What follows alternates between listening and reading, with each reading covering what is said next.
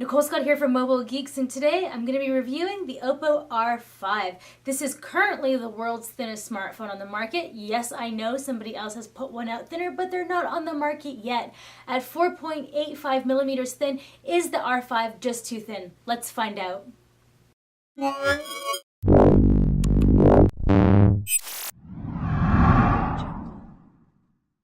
The OPPO R5 is 5.2 inches with an AMOLED display with a resolution of 1920 by 1080. That gives it a PPI of 423. Under the hood, a Snapdragon 615 processor running at 2.1 GHz with 2 GB of RAM. On the rear, we have a 13 megapixel shooter capable of 4K and 120 frames per second slow motion. You'll notice that it does stick out from the phone a few millimeters. On the front, we have a 5 megapixel cam, hood, a 2000 milliampere battery that is fast charging. The disappointing thing right off the bat is this is 16 gigabytes and there's no SD card for expansion. It comes with LTE, Bluetooth, and the entire thing only weighs in at 155 grams, which is a little bit more than you might expect for a smartphone that is only 4.85 millimeters thick. As we walk around the system, you'll notice that there is no headphone jack. We've only got a volume rocker, power button, and a mini USB port, and that is where you're going to plug in your headset to. This is a huge fail in my opinion, but when you make something so thin, you have to sacrifice something. Now, when it comes to the design and build, we gave this definitely some high scores just because they made the phone feel so solid while making it so thin. And it's a sexy handset. I don't think it looks at all like the iPhone. I don't know why you commenters always insist on comparing all phones to the iPhone. Yeah, well, that's my one thing. I don't think it looks like that. Correct me if I'm wrong. Leave a comment if you want to continue to compare things to the iPhone. So the display, 1920 by 1080, a PPI of 423. My biggest complaint about this display is it seems to have trouble with the greens. So you see when I flip onto this feather picture, we go back and forth, it just seems the greens take a lot longer to fill in. Now this is something that I don't know if you'll be able to see on camera, but when we pull the viewing angles, it's hard to see on camera, but the display does kind of hue green. I don't know if there's any issues with the green of this display, but that's one of the things that I did notice. Now, we still gave it high marks because the colors are fantastic, the vibrancy is great, everything about this display is totally wonderful apart from those two small glitches, and the fact that the display is framed in black. Now, if I had a black face on the phone, I probably wouldn't notice that there's a border. But once I see this border, I can't unsee it. And to me, it's made the phone a little bit ugly. I don't know if it's going to be a deal breaker for you, but I find it a little irritating once I noticed it's always there. So what about the software? We are running Android 4.4.4, which is good, definitely good, but it is running ColorOS, so it's ColorOS version 2. Now, the thing that everyone always says is, looks like iOS, but there's two ways you can go, no app drawer or with app drawer. I think it's a personal preference.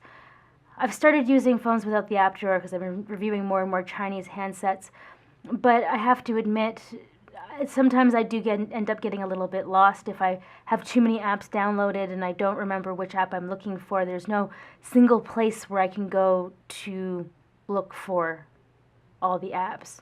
The other thing that you'll notice is that there isn't a lot going on here application-wise, which I think is absolutely fantastic. So OPPO has not loaded it with bloatware. They haven't done anything too extra. We have the Google apps that are all installed, like on most Android devices. We have their sound player, which we'll get to in the sound section. Security, backup and restore. There's a weather widget in there. Here's the tools that you're going to need, like the download manager and the system update, which is found separately. And ColorOS, to be honest with you, I think is a smartly set up operating system We have the brightness here. We can pull that down. We can get to all of the notifications there. Now, if we head into settings and we just look at how they've set up the back end, I think it's very nice. So, safety and privacy, not all Chinese handsets are including things like that. So we have app encryption, guest mode, driving mode. There's an app manager, gestures in motion. So you can do gestures on the screen. Now, my one complaint about this is air gestures, I think, are stupid. That's just a copy from Samsung that nobody uses. But if we head into the gallery, you'll notice that, let's go back up here. Those are the inside of my pocket, because it is double tap to wake up, and then you can swipe to the right to go to the camera. So I think that that's what's happened as I've just been carrying it around in my pocket, which is a bit of a pain in the butt. Nice job, OPPO. The one thing that I do have to complain about is your icons are cartoony. And even in your theme store, let's go something like more manly. Superman, still cartoony. 70s workman, still cartoony. On the rear, we've got a 13 megapixel camera that does come with enough little features. So we have normal, ultra HD, which is basically like HDR mode.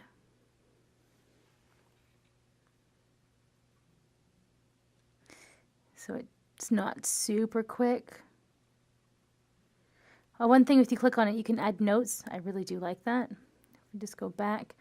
That was when I took a shot of the inside of my pocket. Awesome. Okay, well, I seem to not be able to navigate back, but let's take a couple shots of some food porn. Not too bad. Some Chinese dumplings here. Over some dim sum, there's some shiny meat. There's the selfie cam in action. That's an edited photo. That's normal. More normal.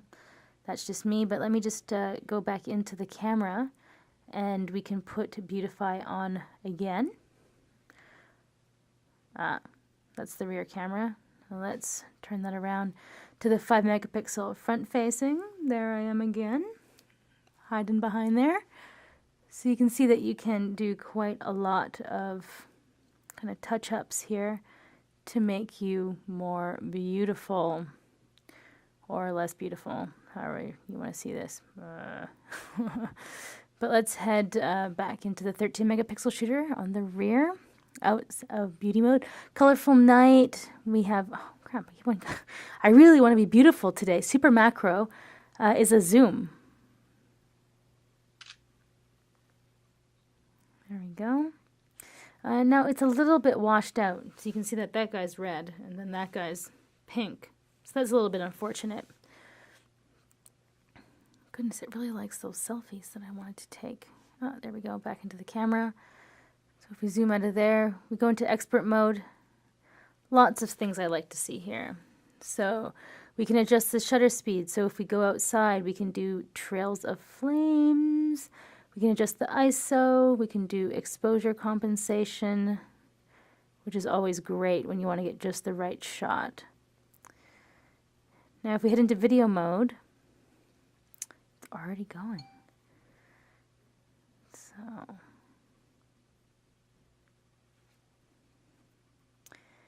yeah, we go into video mode. We can do slow motion, HDR. Now the 13 megapixel takes it in 4:3, which I find really annoying.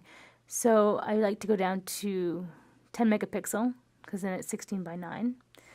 Now you can do tap shutter, you can do timer, intelligent scene, which is pretty nice. So it's like if everybody's smiling, which is cool. And mirrored selfies in the rear mode again.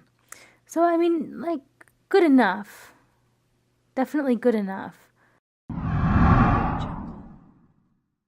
Now when it comes to battery life, we run the laptop mag battery test, and just on regular performance mode, we get 5.5 hours, which isn't exactly great. But if we turn down the brightness to say about 50% and put it on power saving mode, we get about 7.5 hours, which is all right. It should get you through the day. if you are a moderate user. A heavy user might have to charge up right before they go out at night. Now, one of the features that does push this into like an 8 rating like we're giving it instead of something a little bit lower is that it comes with fast charge. So what this means is the cable that they ship with the R5 is a 6-pin connector, and the charger is actually a high voltage charger. So you're able to get 75% of your charge in 30 minutes, and then the rest of the half hour takes the other 25%. Now the reason this is the same on laptops. The charger can just throw the power in anywhere on the battery. But the last 25%, it actually takes time to place the power around the battery. So it's like an organization thing. That's why the last 1 or 2% seem to always take forever. But it's a great feature to include, and it's another little premium touch from the R5. When it comes to sound, the R5 is surprisingly good. So we'll just hit play. So that is actually fairly loud. The interesting thing is that the sound is actually coming out of the speaker for the headset, which I think is kind of feature phone-ish like.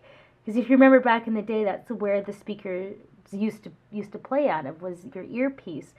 So OPPO has returned to that in this handset. What surprises me is how rich the sound is for something that is so thin. 4.85 millimeters should lead to something that is tinny. Now this isn't very loud, but at least it has good quality.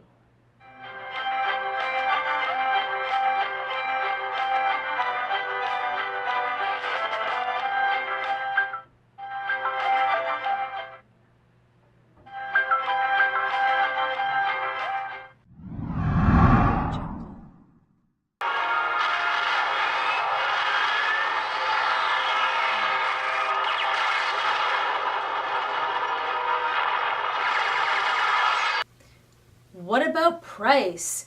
The R5 should come in at about $400 US. That's how much it's roughly selling for in India.